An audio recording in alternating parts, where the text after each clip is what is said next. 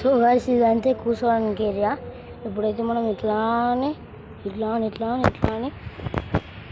జారాలన్నమాట.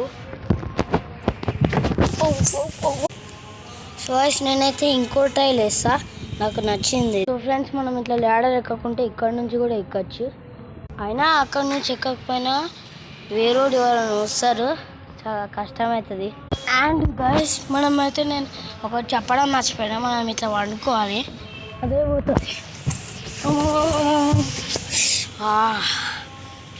So guys ఇప్పుడైతే మీకు మళ్ళీ బ్లాక్ స్లిప్ చూపిస్తా, కాకపోతే ఇక్కడ. సో గైస్ ఇప్పుడైతే చేస్తా చూడండి, ఇది కాస్త పెద్దగా ఉంటుంది కాకపోతే.